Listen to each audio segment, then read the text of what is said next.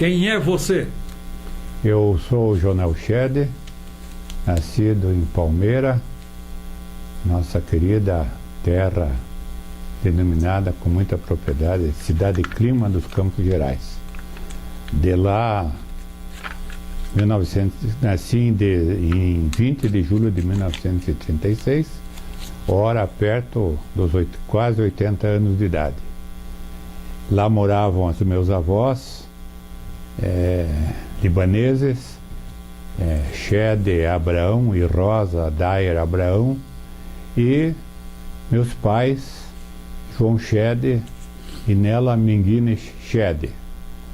União de um casal vindo de uma origem libanesa e minha mãe vindo de uma origem italiana.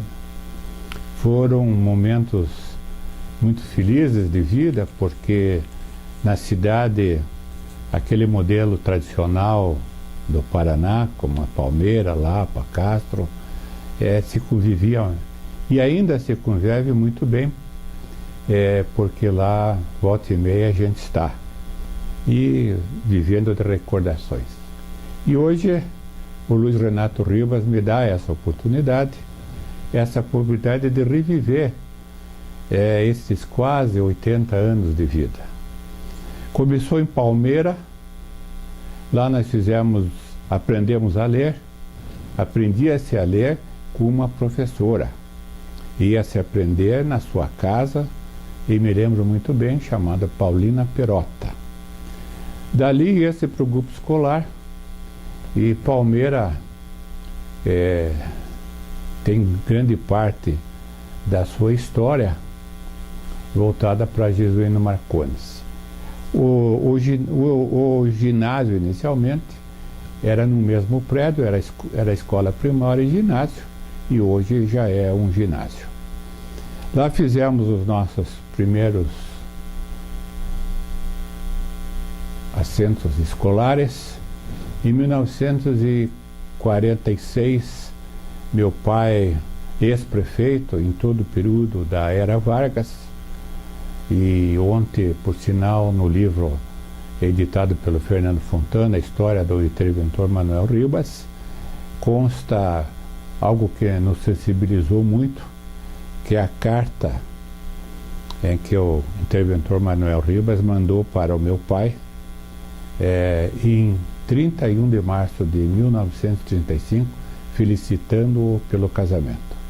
E com uma particularidade: todos pensavam que pela cultura, até pela escrita, essa carta, inclusive, ela toda ela redigida na segunda pessoa do singular, pensando que ele realmente era gaúcho.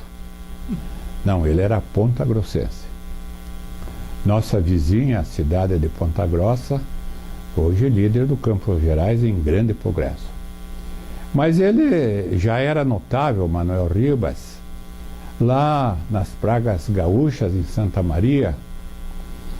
E quem sabe, com certeza, ele absorveu a cultura do Rio Grande, usando o T. Felicito-te, abraço-te. Isso consta do livro do Fernando Fontana, quem sabe do governador que ficou maior tempo no comando do Estado, mas com uma particularidade: homem sincero, honesto, trabalhador e visionário. Então esse período do interventor Manuel Ribas, que coincidiu com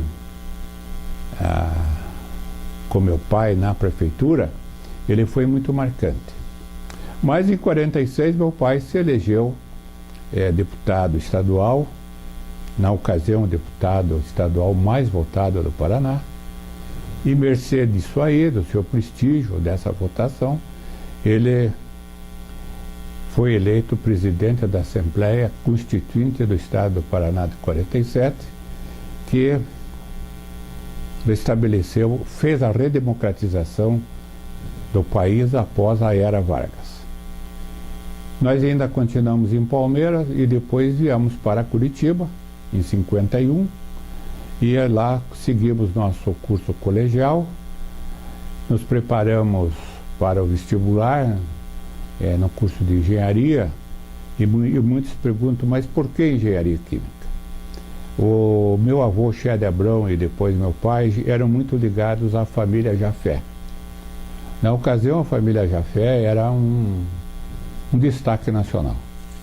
A família Jafé criou o Hospital Sírio-Libanês, a família Jafé inaugurou a Rua 25 de Março, e eles tinham 11 usinas siderúrgicas. Na época, era equivalente ao que é hoje a família Gerdau, mas muito mais. E em função desse relacionamento com a família, o doutor Roberto Jafé, engenheiro metalurgista, formado nos Estados Unidos, na mesma faculdade ou universidade que se formou o doutor Antônio Hermílio de Moraes, e eu conhecendo e já indo visitar as usinas, naturalmente optei pela engenharia química, e durante o curso já estagiava nas 11 usinas, e logo que me formei, o doutor Roberto me convidou para gerenciar tecnicamente uma das usinas, a usina siderúrgica São José. Lamentavelmente, esse grupo sofreu injustamente, em 64, 65, os efeitos de uma revolução autoritária.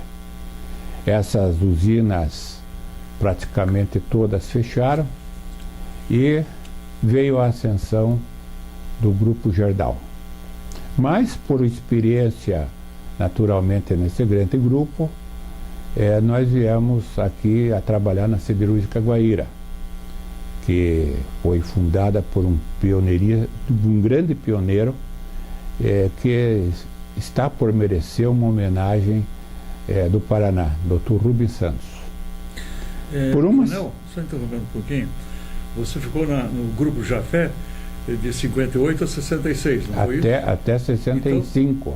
Então você participou exatamente no tempo da Revolução. Da Revolução. Do golpe. Exatamente. E foi uma perseguição? Foi Veja, uma série de... é muito oportuna a pergunta nesse período, porque, voltando um pouco para o passado, para poder te responder, o Getúlio Vargas, quando finalmente aderiu às forças aliadas, ele conseguiu do governo americano a construção da siderúrgica Volta Redonda para laminar aços planos, trilhos de estrada de ferro. E o Jafé teve o privilégio de receber o auxílio do Getúlio nos aços, vergalhões, aços de ferro, que é o aço de construção. E a Revolução não viu o Grupo Jafé com muita simpatia. E, lamentavelmente, as usinas, algumas delas que trabalhavam com o insumo, a matéria-prima de sucata, viraram em 2 anos um amontoado de sucata. Mas são coisas do passado e que é bom relembrar. Depois disso, nós fomos, depois da Siderúrgica Guaíra, que foi vendida para o Grupo Gerdau, pelo relacionamento que nós tínhamos em São Paulo, mercê do Grupo Jafé, nós fomos prestar os mesmos serviços comerciais e técnicos no Grupo Votorantim. Hoje, o setor chamado de Votoraço, que era então a Siderúrgica Barra Mansa, vizinha da Companhia Siderúrgica Nacional. O Grupo Votorantim é muito grande, apesar da indústria siderúrgica Barra Mansa ser, dentro do setor, uma das unidades pequenas. Hoje o setor é dominado pelo Gerdau e pela antiga Companhia Belgo-Mineira, que é do grupo indiano, Grupo Mittal. E depois disso, naturalmente, claro, os anos vão passando e a gente precisa também perpetuar olhar para os pais e, naturalmente, tentar manter aquele patrimônio que vem lá dos avós. E ingressamos no setor hoteleiro com o Hotel Universo Tourist. E por que Universo? Por uma ligação muito forte com o irmão de meu tio, Najib Shed, que todos os senhores conhecem, foi o pioneiro da televisão no sul do Brasil, né? E que está aí hoje como uma grande potência, mercê de uma convivência muito afetiva e muito próxima deles com o Dr. Francisco da Cunha Pereira, que depois, naturalmente, isso se estendeu à minha pessoa, e hoje estamos muito próximos do sucesso dos herdeiros do Dr. Francisco. Mas acontece aí uma coisa muito interessante. O Dr. Francisco, quando nós ingressamos no setor hoteleiro, o grupo também tinha um hotel, Hotel Caravelha. Era na época um hotel de muito destaque. E ele, quando veio da Alemanha, nos convocou para uma reunião e foi no Hotel Tourist da Praça Osório, dizendo que Curitiba tinha necessidade urgente de ter um centro de convenções. E que este centro de convenções teria que ser na cidade. E nós concordamos plenamente com isso. E saiu o Centro de Convenções de Curitiba, na Rua Barão, no Selva Azul, que é uma empresa de capital misto, em que estão sócios a Embratur, o governo do estado e a iniciativa particular, não na mesma proporção percentual, mas toda a hotelaria é sócia e também aquela hotelaria da época e também alguns grandes restaurantes como é o Badaloso. Saiu o centro de convenções, passado alguns anos, Dr. Francisco, muito apropriadamente, funda o movimento Pró-Paraná. E aí é que se verificou a figura do jornalista e a figura do advogado. Grandes conquistas conseguiu o Dr. Francisco. Royalties de Itaipu, uma posição de destaque do movimento em Brasília, e aí uma luta que ainda não se consagrou definitivamente, que é a criação do Tribunal Regional Federal do Paraná, com sede em Curitiba, mas como meca do Paraná, Santa Catarina e Mato Grosso do Sul. Estamos lutando, continuamos lutando, e no movimento Pró-Paraná, que nós presidimos de 2011 até agora, inclusive o Dr. Marcos Domacos, que é meu sucessor, nós levantamos ou desfraudamos bandeiras paranistas. Uma delas, a questão da reforma eleitoral, partidária e política. E ontem tivemos um fato aí, dentro da nossa tese, de que quem deve contribuir para o fortalecimento dos partidos, seja por ações ou seja numerário, é a pessoa física. Porque quem vota é a pessoa física. A pessoa jurídica não vota. Essas importâncias aí que nós estamos vendo, deslumbrantes, para não dizer fantásticas, na minha opinião, sempre deteriorou o processo, e hoje ontem o Supremo ratificou isso muito apropriadamente. Outra questão que nós desenvolvemos no movimento Pró-Paraná foi restabelecer o verdadeiro mar territorial do Estado. Em 1986, o IBGE estabeleceu uma linha imaginária em toda a costa brasileira e estabeleceu as áreas dos mares em linhas paralelas. O Paraná, como é o estado do Piauí, ele tem um litoral muito pequeno e ele é côncavo. Como se estabeleceu um critério errôneo de calcular o ângulo reto ou as linhas ortogonais em 90 graus, teria que ser seguindo naturalmente todo, né? Nós ficamos com um mar territorial em forma de triângulo e nos chamou muita atenção quando da descoberta das jazidas do pré-sal. Então o Paraná ficou com um território marítimo, aliás, uma área marítima muito pequena e abaixo das jazidas do pré-sal. Começamos a luta e naturalmente nós tínhamos que ter entidades credenciadas e naturalmente um corpo técnico, seja na ordem jurídica, na ordem legal, como técnica histórica, para fazer a sustentação, e eu acredito que seja hoje a grande reivindicação do Paraná, ou a maior. Fomos buscar na Ordem dos Advogados do Brasil, na gestão do Dr. Glomb, um grande companheiro nosso, a Comissão de Direito Internacional. E fomos buscar na Universidade Federal do Paraná, onde eu já tinha alguma intimidade, porque também fiz o curso de Mineralogia e Geologia com o Bigarella e o professor Salamone, e isto me deu uma certa facilidade de dialogar com os engenheiros geólogos e pedir a sustentação.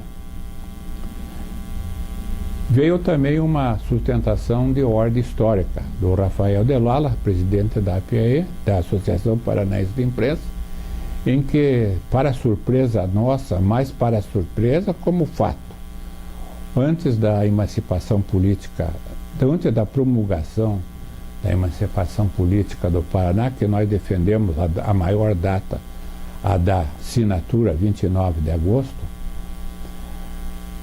o estado do Paraná perdeu parte da sua área para São Paulo, perdeu Canané e Iguape e perdeu São Francisco para Santa Catarina.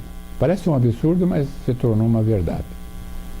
E aí veio a luta de que por que todos os estados brasileiros, seja de costa,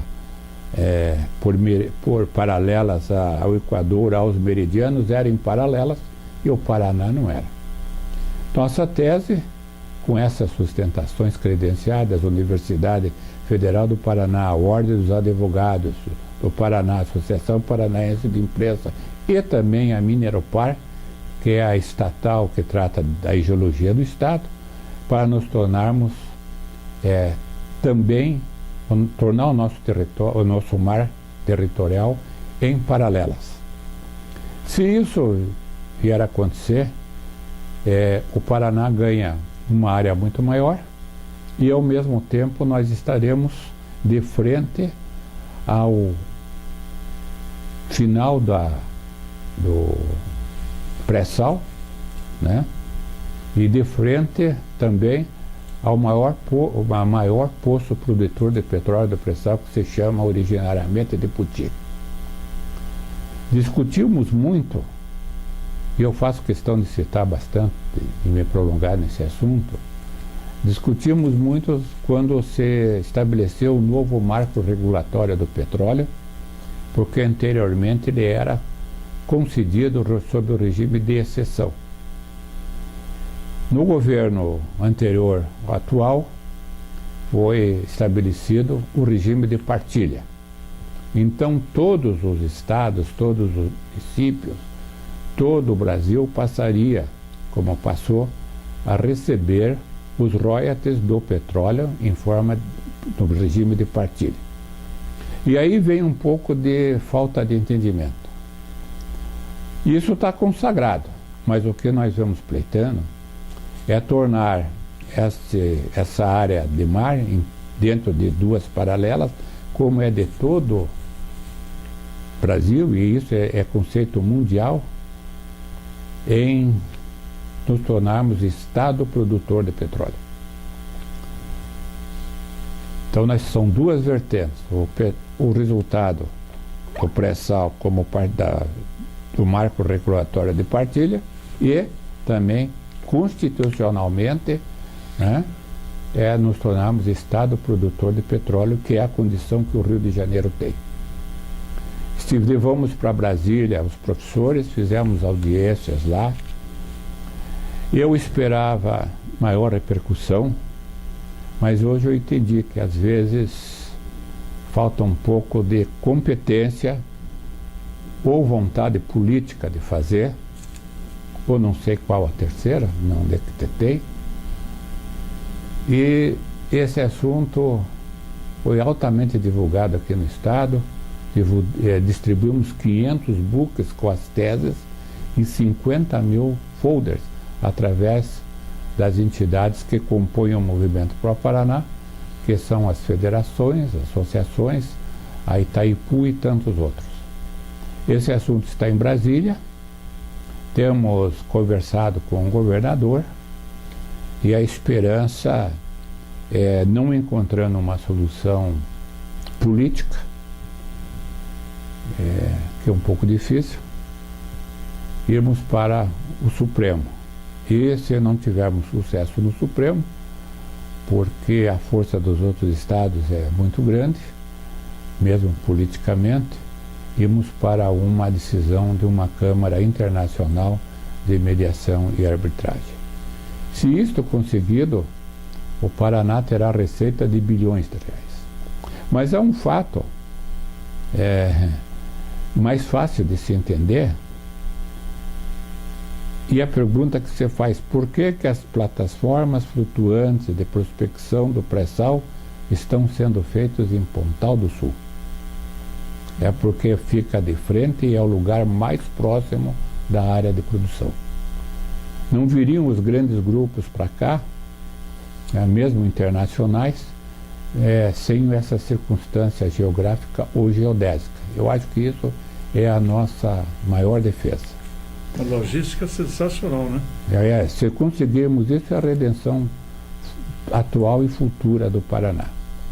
E acredito que isso será a continuidade, a missão do nosso sucessor, Dr. Marcos Dumakoski, ao qual já temos uma convivência através de entidades de classe, na Associação Comercial, ao tempo que eu fui presidente de 1998 a 2000, ele foi o meu coordenador político, e eu sempre defendi e defendo que a entidade tem que ser apartidária, mas porém tem que ser política.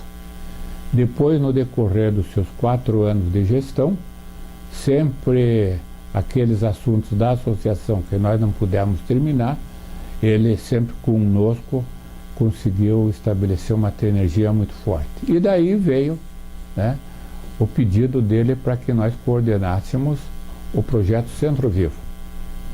Esse projeto, inclusive, tem uma repercussão bastante grande pela sua maneira muito objetiva de reanimação, né, da área central de Curitiba, que envolveu uma empatia, uma simpatia, que promovia o comércio, né, de uma Sem maneira dúvida. Transcendental, de certo modo, mexia com isso. Foi você o idealizador desse projeto? Veja, esse projeto foi desenvolvido na Associação Comercial, ele teve ênfase na gestão do Marcos Dumakoski e, naturalmente, por uma série de relações e até pela maneira da gente conduzir os assuntos altruisticamente na associação e outras entidades, ele me pediu para ser o primeiro gestor do projeto Centro Vivo. O projeto Centro Vivo tem uma peculiaridade muito interessante. Ele é uma parceria pública-privada, né? Mas sem papel assinado. Na ocasião, quem nos estimulou muito e trabalhamos muito foi o Cássio Taniguchi. As reuniões do IPU que eram feitas na Associação Comercial com todos os comerciantes da Rua 15. Depois, nesse período do Cássio, foi aberta a Rua 15. Né? Abriu-se todo o trecho do antigo prédio do Bamerinos até a universidade, onde nós tínhamos galerias ali de esgoto e outras do tempo do Império, todas elas já deterioradas, etc. Então, o que você fez? Se reestruturou toda a parte subterrânea da Rua 15. Depois veio, naturalmente, o mobiliário público, né? Os postes eram aquele poste tipo Copa do Mundo, que era um conduíte com uma abóbodazinha de plástico, e nós achamos por bem trazer a tradição, que eram os postes modelo Império. Aqueles postes que, infelizmente, foram vendidos como sucata e foram reduzidos na siderúrgica Guaíra. É isso eu presenciei e lamentei. Felizmente isso não aconteceu na Barão do Cerro Azul. Se olhar lá vai ver os postes majestosos e enormes, mas são todos de ferro fundido. Bom, depois de feito isso, veio uma segunda etapa, que eu acho que foi tão importante como a primeira. Os comerciantes vieram pedir animação para a Rua 15. Né? Aí nós conseguimos fazer um tipo de um condomínio, e o pessoal dizia, o Shed é o presidente. Não, o Shed é o síndico, porque estavam todos os comerciantes. E cada um pagava uma contribuição em função do seu capital social registrado na associação comercial. E aí nós começamos a fazer animação. O que é animação? Não conseguimos da montadora de veículos local. Passado 9 meses, fomos a Minas Gerais e conseguimos da Fiat a doação de 6 carros Palio. E em cada data festiva, dia das Mães, Natal, dia dos... todas as datas festivas em que o comércio precisa muito da animação, nós fazíamos sorteios desse carro. Cada venda de R$30 dava direito a um cupom. O último sorteio, nós tivemos 680 mil adesões. Mas houve um fato aí muito interessante. Um terço da população de Curitiba. Exatamente. Veja como é importante esse shopping a céu aberto, que é a Rua 15, que passam 140 mil pessoas dia. Mas houve um fato pitoresco interessante, sui generis. Nós sempre tínhamos assessoria da empresa oficial de loterias da época, na hora do sorteio. E eu sorteei um determinado cupom de R$30. Era a compra de uma sandália na CCA. E quando passei pro fiscal, ele disse: negativo, não tem o CNPJ da empresa, que a pessoa esqueceu. Rodou-se aquilo, rodou-se. Né?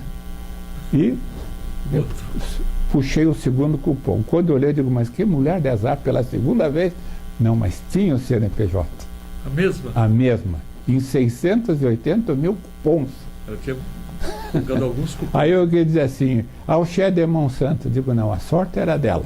Né? Isso foi para a Globo Repórter, teve a repercussão. Os maticatos fizeram probabilidades, 1 em 150 milhões. Mas veja... É o nome dela qualquer? Eu não me lembro dela, ela é uma era moça... Meu nome dela... Bom, eu não me recordo assim, mas depois posso passar.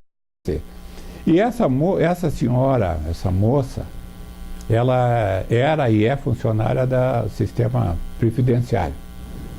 E ela era fazia maratonas nos Andes. E disse, olha, Jonel, eu gostaria muito de ter o carro, mas o senhor não quer pagar o carro em dinheiro? Tudo bem, não tem problema. A gente vende e você recebe. E ela fez a maratona dos Andes. E foi bem colocado. Mas o marketing dessas multinacionais é muito importante. Por exemplo, no Dia dos Pais, com sorteio de um carro Palio, não era Dia dos Pais, era Dia do Palio. Então, aí você começou a sentir. Os grandes colaboradores foram o Canal 12, a Gazeta, tudo com mídia espontânea, volumosa.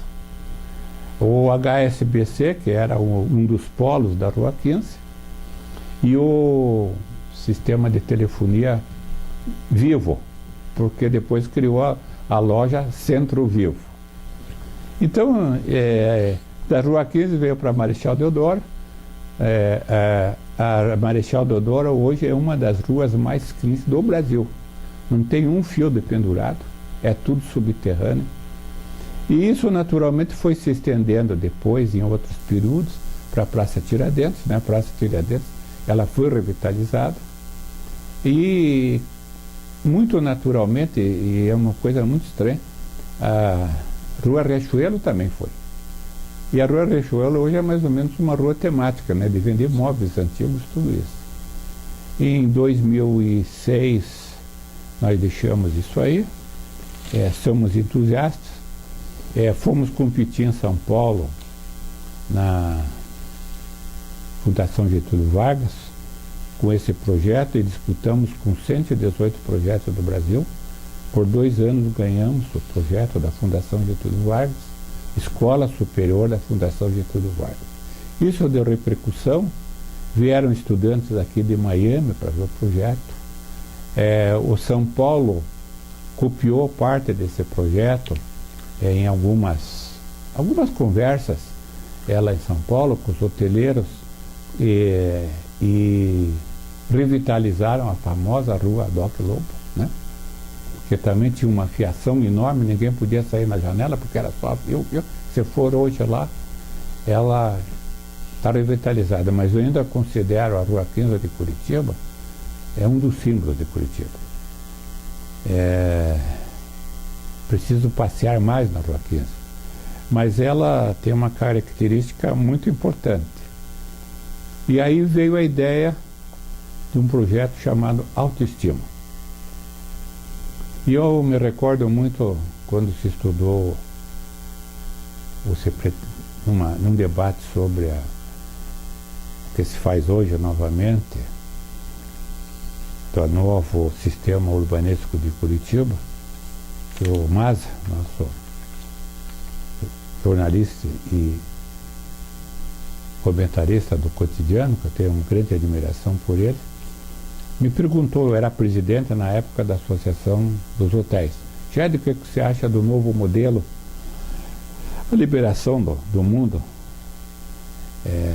de trazer marcas de fora, de marcas daqui se tornarem internacionais? Eu disse: eu vou contar uma história para você, para tentar emblematicamente poder te responder. Mas conte. E olha, eu quando casei, em 1963, isso era muito comum, você comprava um conjunto de mala zica para fazer a lua de mel, né? Comprava uma sala e um quarto da Móvel Cima. E ele dizia o que mais? Pagava com cheque do Banco Mercantil Industrial do Paraná ou com o Banco do Estado do Paraná. Comprava na então farmácia Minerva ou na farmácia Stealth. Pô, e o que restou? Não, calma, que tem coisa a mais aí, mano. Eu também torcia para o Clube Atlético Ferroviário. E ele disse: mas o que restou? Restaram os amigos e a família. Aí eu me lembrei no Movimento para o Paraná, dizer assim: precisa criar uma autoestima ao Paraná, precisa gostar do estado do Paraná, porque nós estamos perdendo todo dia as marcas, né? Não há semestre que não se perca uma marca. E aí um dia ele disse: Chad, o que você acha? O que vai ficar? Eu digo: se a gente não mudar o nosso estilo, vai ficar o Bar Triângulo da Rua 15, que tem 80 e tantos anos, e é o melhor cachorro-quente do mundo, e concorre com Subway, King Burger, etc. Assim. Não, isso é verdade. Infelizmente, o habitante paranista, e principalmente aqueles de berço, podiam gostar mais da sua terra. A gente sente uma certa dificuldade. Vem alguém de fora aqui, é enaltecido, é uma série de coisas. E às vezes esquece os valores do Paraná. E o Paraná tem grandes valores, né? Então, esse é um projeto que também terá que ter continuidade no movimento Pró-Paraná. O movimento Pró-Paraná é pequeno na sua estrutura. Nós estamos no prédio da Associação Comercial, consolidados. terminei minha missão lá. Todas as entidades maiores, co-irmã, como as federações, associações, grandes empresas do Paraná, a própria Itaipu, Copel, são nossos associados. E é um campo neutro. Porém, nós teremos que ter uma estrutura maior, que eu acho que é uma das missões do meu sucessor. Nós tínhamos um funcionário e meio, uma senhora já tradicional, de expediente de dia todo, e um funcionário que só trabalhava à tarde. E o pessoal perguntava, só tem um funcionário e meio, e outro meio quem é? É o presidente e a diretoria que aqui trabalha, né? Então, hoje são dois. Eu tenho certeza que o Movimento Pro Paraná continuará congregando todas essas entidades representativas, e elas que nos apoiam, que nos dão suporte institucional e econômico para a defesa dessas grandes bandeiras, o mar territorial, a questão da reforma política e partidária que começamos em 96, a criação do Tribunal Regional Federal de Curitiba, que estávamos muito próximos de instalar aqui. Ele trará, e como deveria já estar trazendo, um grande benefício não só para o mundo jurídico, mas também para a nossa economia, porque é a convergência de 3 estados para Curitiba. E hoje contamos com o apoio, inclusive, de Santa Catarina, porque Joinville hoje me parece que economicamente é tão ou até um pouco mais importante que Florianópolis. E é muito próxima de Curitiba. Então torciam para nós como Mato Grosso do Sul. Tivemos grandes companheiros nisso aí, desde o tempo do Dr. Francisco, na televisão, na Gazeta, depois com os atuais sucessores de sucesso, Ana Amélia, o Guilherme, todo o seu corpo de redação. Um grande companheiro do Movimento Pro Paraná, que eu sempre preciso exaltar, é a figura do Dr. Glombe, ex-presidente da Ordem dos Advogados, que o acompanhamos muito na questão dos diários secretos. Esse Movimento Pro Paraná,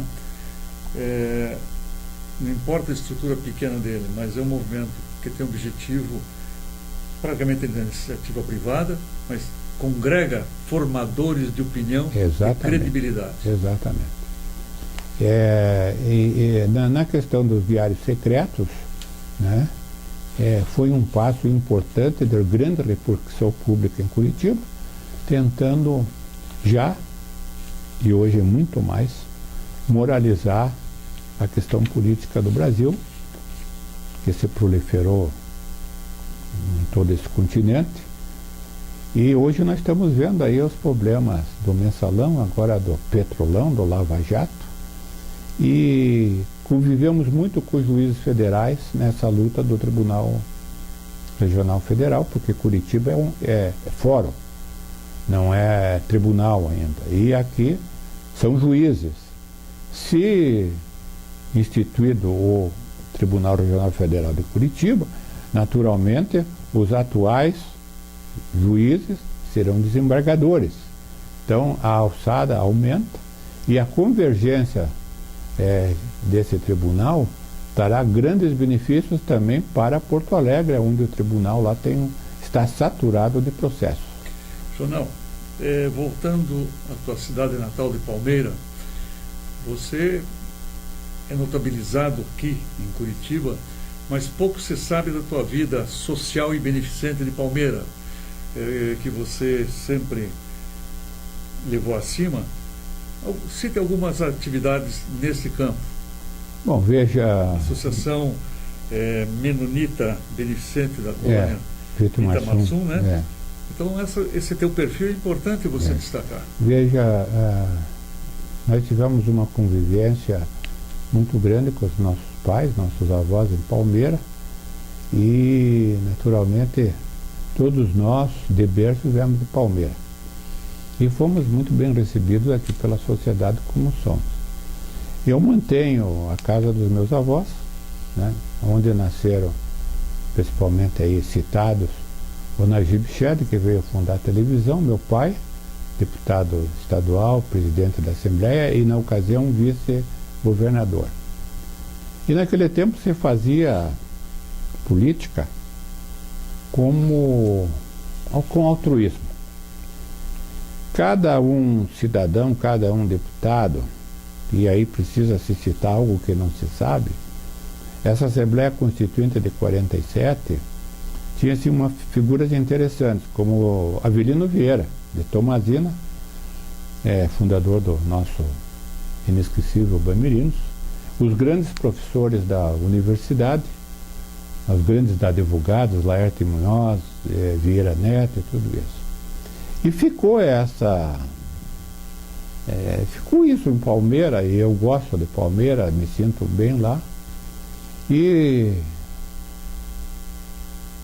também recebi uma herança dos meus pais, que é o estádio de futebol, que tem o nome dele, Ipiranga, estádio João Chede. Estádio, o nome do João Chede, um estádio todo de madeira. É do Ipiranga, isso aí? Ipiranga, tem 92 anos, está tombado no patrimônio histórico e cultural do Paraná, e na medida do possível a gente tenta ajudar. A rádio, que era originariamente, ao tempo que o meu pai foi político lá, a Rádio Ipiranga, em várias sucessões, ela passou para a Arquidiocese de Curitiba. O arcebispo é o presidente da Fundação Imaculada Conceição. Tudo isso envolve a minha pessoa, como também Juventude Atlética Paranaense. Mas é interessante, você citou a Vitimarsum, eles são menonitas, erroneamente chamados de russos brancos. Não, eles são alemães, não falam dialeto, é uma colônia muito próxima de Curitiba, que veio após guerra, depois em 51, e naturalmente quando meu pai foi deputado, ele lutou muito para a vinda dessa colônia para cá. Hoje é um exemplo nacional, e o pastor lá, filho do administrador que trouxe para cá essa colônia, na antiga propriedade do senador Roberto Grassi, foi comprada a propriedade. E o porquê nosso auxílio à Associação Beneficente Menonita de Vitimarsum.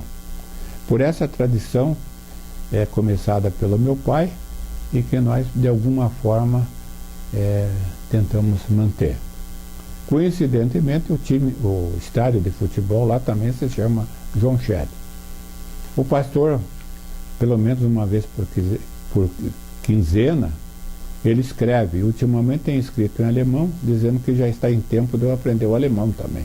E eu tenho dito para ele, só a remessa das suas cartas já é um aprendizado muito importante. É um exemplo de colonização, um exemplo de reforma agrária que se fez no Paraná e no país. Tem uns amigos lá ainda, aqueles que restam. As idas para lá são frequentes, mas trazem grandes emoções, e eu procuro trazer na lembrança os bons momentos.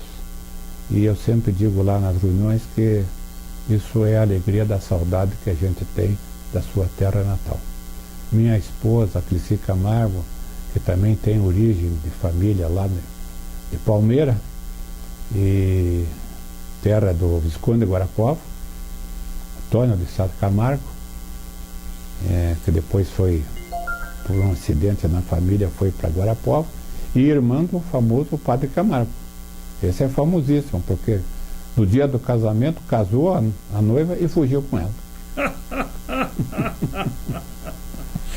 Conta essa história, mas história muito detalhadamente. E há uns dias atrás eu fui mostrar para minha filha na igreja matriz aonde eles se namoravam. Era no confessionário. Então, irmão do Visconde. Claro que isso também se guardou aí com certo cuidado, etc.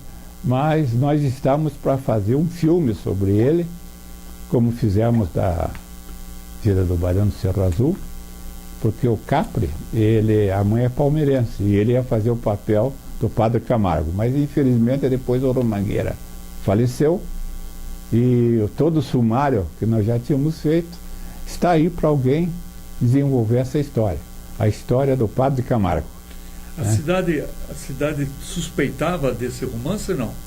Já suspeitava ou admitia que houvesse algo, porque nas novenas de fim de semana, elas quase não tinham frequência do mundo feminino, mas como o padre era muito elegante e muito bonito, as novenas passaram a ser muito bem frequentadas pelas moças da época. Mais ou menos isso? Isto foi em 38, 1800 e pouca coisa. E eu fico, e eu fico imaginando o seguinte, imagina a repercussão disso em Palmeira, né? Como teria sido. E depois o Padre Camargo se tornou uma figura exponencial na vida política do Paraná, como todos os continuou Camargos. residindo em Palmeira? Ele continuou em Palmeira? Não, depois ele veio para Curitiba e aqui ele ganhou notoriedade, isto já já mais idoso, mais experiente, e era a figura principal que recebia aqui o Dom Pedro II, né? Então é um fato assim muito importante para ser perpetuado, né? E hoje a gente vê aí a necessidade de muitas das novelas elas serem temáticas, né? Principalmente temáticas. E então isso é a parte da nossa história. Também presidimos a Associação de Hotéis, no tempo em que a hotelaria era essencialmente familiar, né? Nós sabemos aí quantos hotéis que estão fechados. Essa vida empresarial, né? E hoje temos dois hotéis, um já em rede, que é o Hotel Transamérica, somos os líderes do Hotel Transamérica no Batel, só que hoje a hotelaria de Curitiba, e acho que em geral ela deixou de ser familiar, hoje ela trabalha em rede. Do Tourist do Universo. Tourist Universo. Começou lá na Praça Osório, né? Exatamente. E o Universo A Universo saiu em função da rádio emissora paranaense, que era do Dr. Najib, era a Rádio Universo. Né? Rádio Sociedade Emissora Paranaense, Isso. Rádio Curitibana, Rádio Universo e o Canal 12. Né? Então aí passou a ser como a Embratur exigia o nome. Mas era do Najib nessa época, né? Era do Najib. Você não tinha nada que ver societariamente com as Não. rádios? Tinha um bom relacionamento. Então, vocês estão me dando a oportunidade hoje de reviver todos esses fatos, né? Claro que no decorrer disso tivemos dissabores, decepções, desilusões, deixamos isso de lado, e eu sempre digo lá, quando vou na minha terra, precisa ter a alegria da saudade dos bons momentos. E isso vocês estão me proporcionando hoje. Mas você também, na parte de postos de gasolina, você também... Sim. Shell, da Ipiranga, isso. né? E em função da nossa parte agropecuária, né? Em função da nossa formação profissional, quando nos formamos, os 3 primeiros, eu não fui o primeiro, mas fiquei entre os 3, fomos solicitados pela Shell Brasil S.A. Petróleo, né? E como já tínhamos uma série de outras funções, juntamente com meu pai, resolveu-se investir em postos de gasolina, que é a distribuição desses derivados. Isso fizemos com a Shell e também com a Petróleo Ipiranga, né? A Petróleo Ipiranga é uma empresa brasileira, né? Hoje ligada ao grupo Ultra, é um grupo muito forte. E tem Curitiba hoje como o seu ponto de referência, né? É a cidade que eles veem com maior carinho como cidade modelo, cidade formadora de opinião e de nível cultural bastante elevado, que voltou a ser uma característica de Curitiba usada. Abrimos hoje a Gazeta do Povo e vemos quantas manifestações culturais nós temos em Curitiba, seja no Teatro Positivo, seja no Teatro Bahia e tantos outros, né? E às vezes algumas peças elas estão novamente começando o teste em Curitiba para depois ir para São Paulo. Eu acho que isso reforça a nossa tese da autoestima, né? Então, é preciso que a gente passe a gostar mais da nossa terra, né? Ela tem muita coisa, tem muita história. Eu vejo o trabalho aqui da Academia Paranense de Letras, a Dona Clorice, o Instituto Histórico e Geográfico, e eles tentam, sobremaneira, passar isso para a população. Eu acho isso muito importante, para nós termos a nossa identidade. Exato. Se nós não usarmos, não aprendemos a gostar daquilo e tentando perpetuar aquilo que é nosso, qualquer dia nós não temos identidade. Nós precisamos defender esses valores da nossa terra. Valores nossos. A identidade não é uma carteira de identidade. Ela é muito mais do que isso. E a Fazenda Santa Júlia Queimadas? Que ela está no município de Palmeira, a 25 quilômetros da cidade. É uma propriedade de vocação florestal, né? Ela é voltada principalmente para o meio ambiente e nós, desde 85, estamos a duras penas tentando que essa questão ambiental seja valorizada, porque é necessário, né? Lá o clima é diferente, porque notadamente ela é florestal de espécies nativas, pinheiros, araucárias, imbuas e tudo isso, e nós com muita luta não conseguimos e não tentamos, e nem era nosso intuito, derrubar essa floresta. Ela está lá no meio de fazendas, também temos uma parte de produção, estamos produzindo também erva mate, que é uma tradição da região, né? Eu acho que foi a grande economia do estado do Paraná, foi a erva mate, né? Depois veio o ciclo do pinheiro, as serrarias, depois o ciclo do café, e hoje me parece que o estado é essencialmente agrícola, em função de uma grande commodity que se chama soja. Isto dá uma estabilidade para o estado e dá bons resultados para o estado, e também em função desse conhecimento que a gente tem, o Paraná, principalmente nos Campos Gerais, ele é campeão de produtividade de soja. A produtividade desse ano de soja será muito grande. Infelizmente,